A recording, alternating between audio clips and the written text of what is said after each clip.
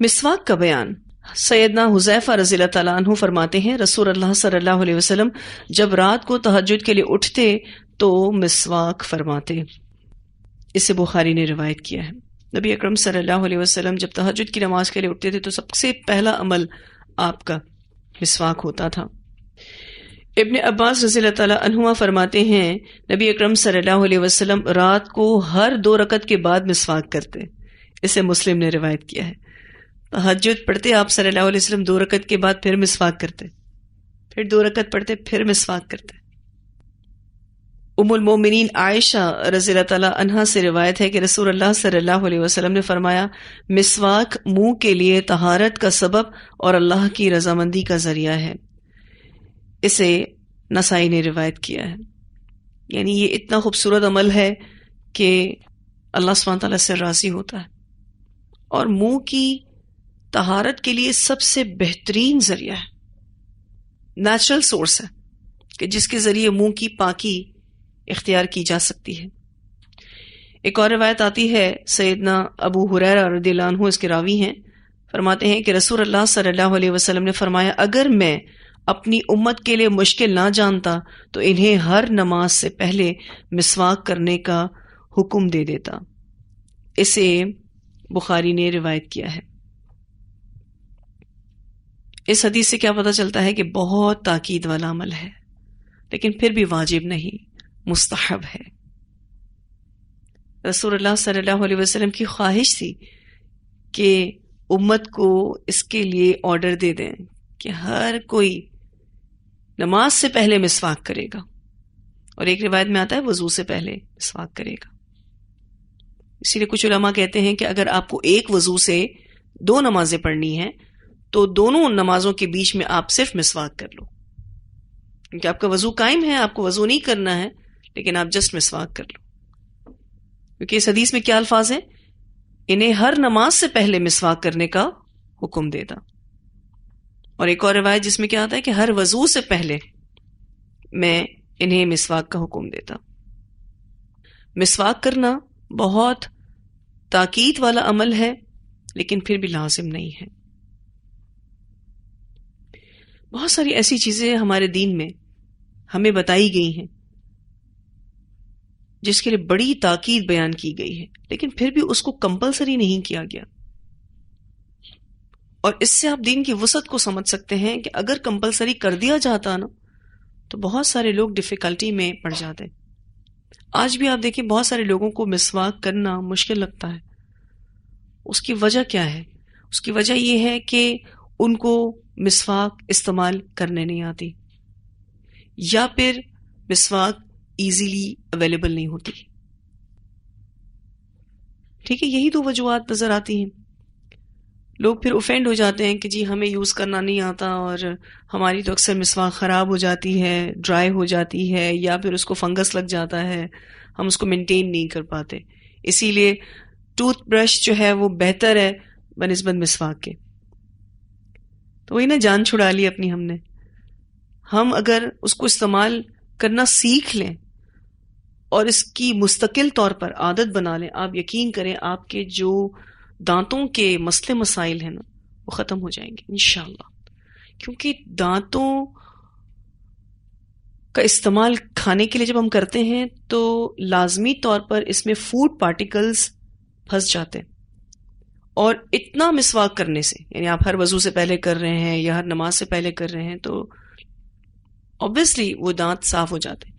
تو وقت کے ساتھ جو دانتوں کا استعمال دانتوں کو ڈکے کی طرف لے کر جاتا ہے، اس میں مسوڑے بھی خراب ہو رہے ہوتے ہیں، دانت بھی خراب ہو رہے ہوتے ہیں، تو وہ ڈکیئنگ پروسیس جو ہے وہ مسواک کے استعمال کی وجہ سے سٹاپ ہو جاتا ہے۔ کر کے دیکھ لیں اس کو انشاءاللہ۔ اگر آپ مسواک کی عادت بنا رہے ہیں، ابھی شروعات ہے، تو آپ نرم مسواک استعمال کریں تاکہ آپ اس کو کمفرٹیبلی یوز کر سکیں، کیونکہ بہت ایزیلی وہ برش بن جاتی ہے دانتوں سے ہی۔ ایسے آپ اس کو چباتے ہیں نا، اسٹارٹنگ حصہ جو ہے اس کا ابتدائی جو ٹپ ہے، تو وہ فوراً سے برش بن جاتی ہے، اور بہت آسانی کے ساتھ آپ اس کو استعمال کر سکتے ہیں۔ اور پھر جیسے جیسے آپ کی یہ ہیبٹ ڈیولپ ہوتی جائے تو آپ سخت سے سخت مسواک اگر استعمال کریں جس میں سب سے سخت مسواک جو آتی ہے وہ ٹمبر کی مسواک آتی ہے. تو انشاءاللہ تعالیٰ آپ کے جتنے بھی یہ دانتوں کے مسئلے مسائل ہیں نا وہ ختم ہو جائیں گے انشاءاللہ. لیکن وہی والی بات ہے کہ کوئی کرنے والا بنے، وہ بھی مستقل مزاجی کے ساتھ. مسواک بہترین پاکی ہے، اس جیسی چیز نہیں ہے، اس چیز کا کوئی نیم و بدل بھی نہیں ہے دانتوں کو صاف کرنے کے حوالے سے. پھر یہ کہ عام برش تو زبان کو صاف نہیں کر سکتے، لیکن مسواک آپ کے دانتوں کو بھی صاف کر سکتی ہے اور زبان کو بھی. اور نبی اکرم صلی اللہ علیہ وسلم کے بارے میں حضرت عائشہ بتاتی ہیں کہ جب رسول اللہ صلی اللہ علیہ وسلم مسواک کرتے تھے تو اویک اویک کر کے آواز آتی تھی، یعنی حلق تک آپ صلی اللہ علیہ وسلم اس برش کو لے کر جاتے تھے.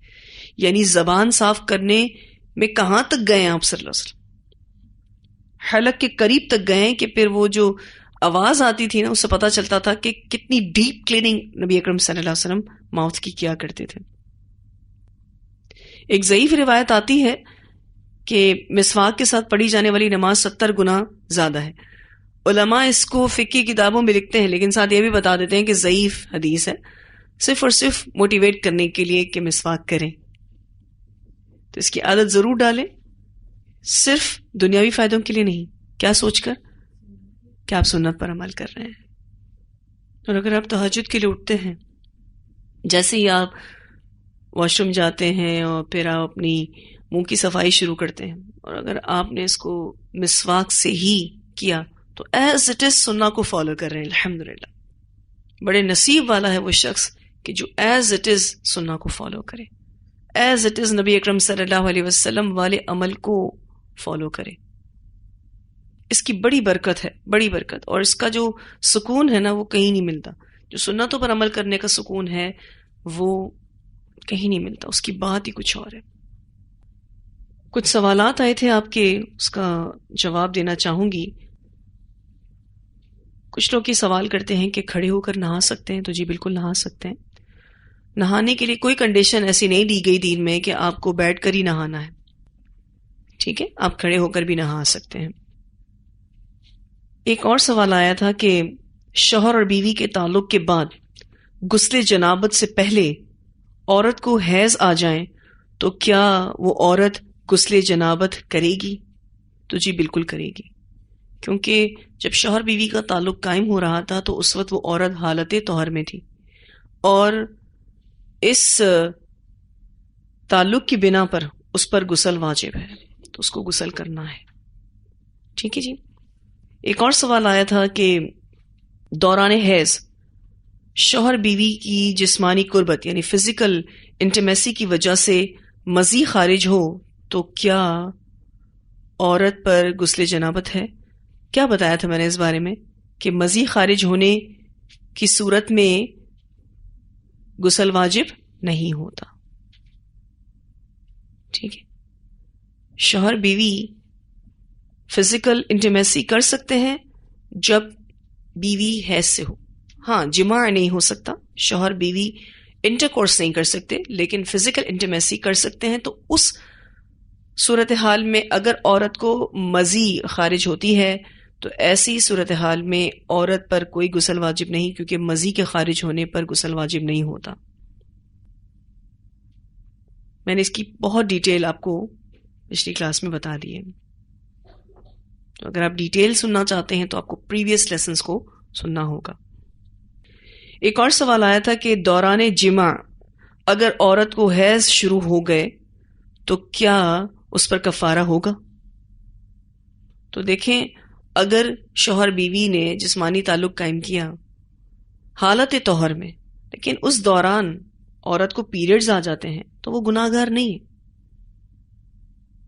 کفارہ کن پر ہے؟ جو باقاعدہ حیض کے دوران جماع کریں، اور اگر صرف شوہر کی ہی طرف سے یہ زبردستی ہے تو شوہر کفارہ دے گا، اور اگر شوہر بیوی دونوں شامل ہیں اس گناہ میں تو دونوں کفارہ دیں گے. لیکن یہ جو سچویشن ہے نا کہ دوران جماع اگر عورت کو حیض شروع ہو جائے تو پھر وہ گناہگار نہیں ہے، کوئی کفارہ نہیں، نہ شوہر پہ نہ بیوی پہ. پھر کچھ لوگ یہ بھی سوال کرتے ہیں کہ حیض سے فارغ ہو کر بالکل فری ہو گئی تھی عورت حیض سے، اس کے بعد ہسبینڈ وائف کا ریلیشن قائم ہوا، اس دوران اگر بیوی کو کچھ زرد رنگ کی رطوبت خارج ہوئی تو کیا ایسی صورت میں بھی اس کو کفارہ دینا ہوگا؟ تو ایسی صورت میں بھی کفارہ نہیں ہے. کیوں؟ کیونکہ وہ وائٹ واٹر ڈسچارج دیکھ چکی ہے، وہ اپنے حیض کے جو روٹین ڈیز ہیں اس کو کمپلیٹ کر چکی ہے، وہ غسل حیض کر چکی ہے، اور اس کے بعد ہسبینڈ اینڈ وائف کے ریلیشن شپ میں کوئی ایسی چیز اس کو دکھ جاتی ہے کہ جس کا کلر تھوڑا سا ریڈش ہو یا یلوئش ہو یا براؤنش ہو، تو یہ اس حکم میں نہیں چلا جائے گا کہ اس نے کوئی حیض کے دوران جماع کیا ہے. ٹھیک ہے، تو ایسی صورت میں کوئی کفارہ نہیں دینا. اچھا بیٹا، یہ جو آپ کا سوال ہے نا کہ ہر بیماری کی کوئی نہ کوئی وجہ بنتی ہے، بعض اوقات استحاضہ بھی ایک مرض ہے، کن وجوہات اور بد احتیاطی کی بنا پر استحاضہ کی بیماری لاحق ہوتی ہے؟ تو مجھے ریزنس نہیں پتا کہ کس بیسس پر یہ استحاضہ کی بیماری ہوتی ہے، لیکن حدیث میں یہ ضرور بات بتائی گئی ہے کہ یہ شیطان کی طرف سے ہے، شیطان اس وین کو ہٹ کرتا ہے. ریزن صرف یہی بتایا گیا ہے حدیث میں، کیونکہ فریش بلڈ جو ہے وہ نکل رہا ہوتا ہے. اور نبی اکرم صلی اللہ علیہ وسلم کے دور میں تقریباً 10 خواتین ایسی تھیں جن کو استحاضہ کی بیماری تھی، جن کی وجہ سے یہ ایشو سامنے آیا اور پھر اس کا سولوشن دین میں بتایا گیا. دوسرا سوال آپ کا یہ ہے، نفاس کے بیچ میں بلیڈنگ رک جائے تو اس وقت نماز غسل کر کے پڑھے، پھر نفاس ہو تو پھر نماز چھوڑے، یعنی پھر بلیڈنگ ہو تو پھر نماز چھوڑے؟ دیکھیں پھر وہ حیض ہو جائیں گے. ٹھیک ہے، یعنی نفاس کی مدت عورت نے بالفرض 20 دن گزار لی، اس کے بعد اس نے وائٹ واٹر ڈسچارج دیکھ لیا اور اس نے دیکھ لیا کہ اس کو 2-3 دن تک کوئی بلیڈنگ نہیں ہوئی، تو اب آبویسلی وہ نفاس سے فارغ ہو گئی ہے. اس کو نہا کر اپنی ایز پر روٹین عبادتیں شروع کرنی چاہیے. وہ اپنے ہسبینڈ کے ساتھ تعلق بھی قائم کر سکتی ہے، یعنی وہ تمام ریسٹرکشنز جو نفاس میں اس پر لگی ہوئی تھیں وہ سب ہٹ جاتی ہیں. پھر دیکھتی ہے کہ 8 دن بعد 10 دن کے بعد اس کو پھر سے بلیڈنگ سٹارٹ ہو جاتی ہے، تو وہ حیض ہے. ٹھیک ہے، نفاس تو وہ کمپلیٹ کر چکی.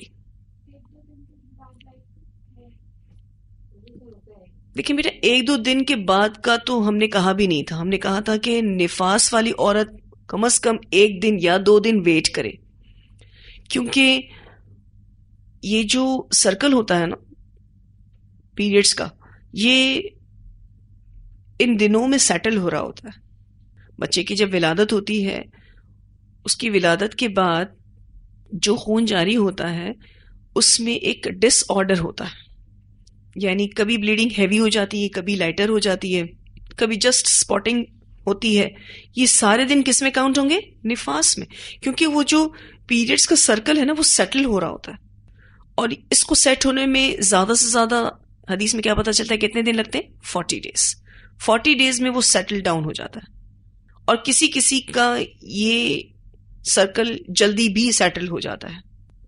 اس صورتحال میں وہی والی بات ہے کہ ہر عورت کو اپنی سچویشن دیکھنی ہے، کیونکہ نفاس اور حیض کے احکام سیم ہیں.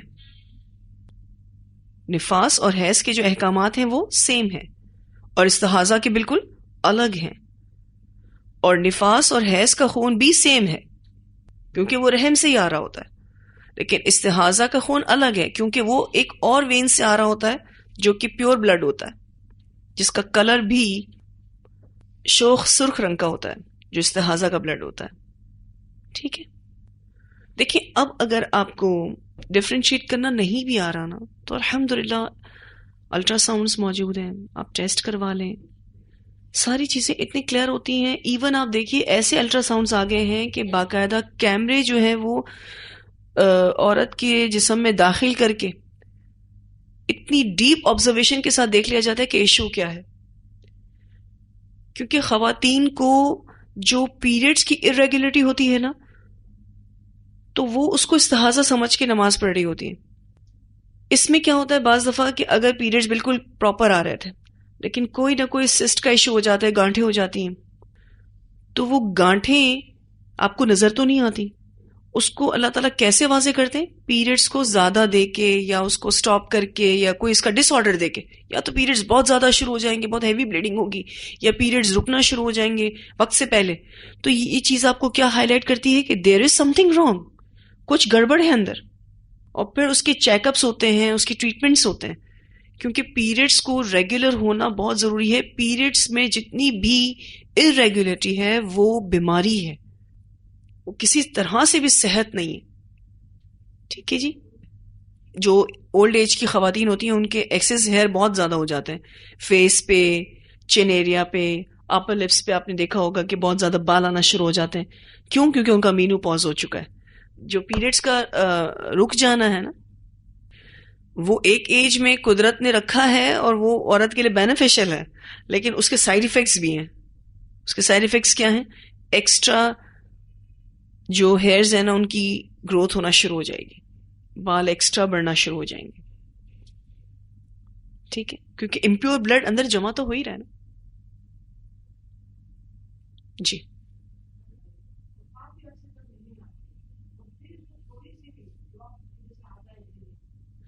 بہت اچھی بات انہوں نے کی کہ اگر کسی عورت کو مینوپاز کے بعد بلیڈنگ ہوئی ہے, بے شک تھوڑی سی ہی صحیح, تو اس کو فوری طور پر اپنا چیک اپ کرانا چاہیے, کیونکہ یہ علامت ہے یوٹرس کے کینسر کی.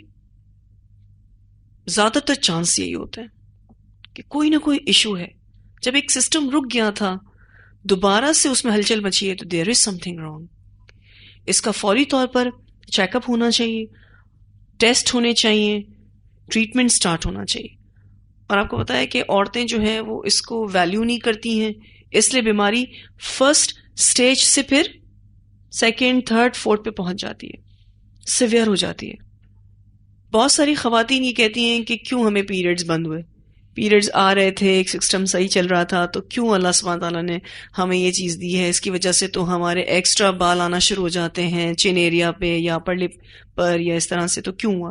دیکھیں مینوپاز ہونا قدرتی طور پر ایک صحیح ایج میں یعنی 40 سے 50 سال کی عمر کے درمیان, تو یہ عورت کے لیے ہی بینیفیشل ہے. نو ڈاؤٹ اس کے کچھ سائیڈ ایفیکٹس ہوتے ہیں, لیکن پھر بھی مینوپاز ہونا جو ہے وہ بہتر ہے ایک خاص عمر میں آ کے, جو کہ 40 سے 50 سال کی عمر ہے اس کے درمیان. کیونکہ اگر عورت کو مستقل حیض آتے رہیں اپنی زندگی کے آخری ایام تک تو اس کی ہڈیاں بھربھری ہو جائیں گی. تو یہ مینوپاز آپ کے انرجیز کو آپ کی باڈی میں سیف رکھتا ہے.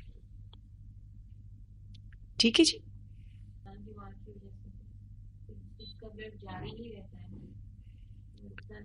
نہیں, ایسا بھی ہوتا ہے کہ کسی کو صرف سپاٹنگ رہتی ہے. استحاضہ میں ضروری نہیں ہے کہ عورت کو بہت زیادہ ہی بلیڈنگ ہو, ایسا ضروری نہیں ہے. کسی عورت کو استحاضہ میں جسٹ سپاٹنگ ہوتی ہے یا پھر تھوڑی بہت بلیڈنگ ہوتی ہے, لیکن کچھ کو بہت زیادہ ہوتی ہے. ہاں, سپاٹنگ میں تو دیکھیں نا آپ, دن میں 1-2 مرتبہ دیکھتے ہیں, پھر اس کے بعد باقی پورے دن میں نہیں ہوتی. لیکن جن کو یہ بیماری زیادہ سیویئر ہوتی ہے ان کی بلیڈنگ بہت زیادہ ہوتی ہے. جیسے کہ ہم نے ایک صحابیہ کے بارے میں پڑھا تھا, انہوں نے کہا تھا کہ اتنی زیادہ بلیڈنگ ہوتی ہے کہ رکتی ہی نہیں ہے. تو اس صورتحال میں آپ کا کہنا یہ ہے کہ بیچ میں کچھ ڈیز کا وقفہ آتا ہے, یوں آپ پوچھنا چاہ رہے ہیں؟ اس میں ایسا ہو سکتا ہوگا کہ گھنٹوں کا یا دن کا کچھ وقفہ آتا ہوگا, ہو سکتا ہے اس میں کہ کچھ گھنٹے تک کچھ بھی نہ ہو, یا پھر ایک دن کچھ نہ ہو, پھر دوسرے دن فوراً سے ہو جائے, پھر تیسرے دن بھی ہو لیکن چوتھے دن پھر کچھ نہ ہو. تو یہ ایک ڈس آرڈر فیل ہوتا ہے نا, تو یہ حیض نہیں ہے, یہ استحاضہ ہے. چلیں ٹھیک ہے جی, یہ جتنا بھی آج ہم نے پڑھا وہ واضح ہے. انشاءاللہ اگلی کلاس میں نیا چیپٹر پڑھیں گے. وآخر دعوانا الحمد للہ رب العالمین. سبحانک اللہم وبحمدک نشہد ان لا الہ الا انت نستغفرک ونتوب الیک.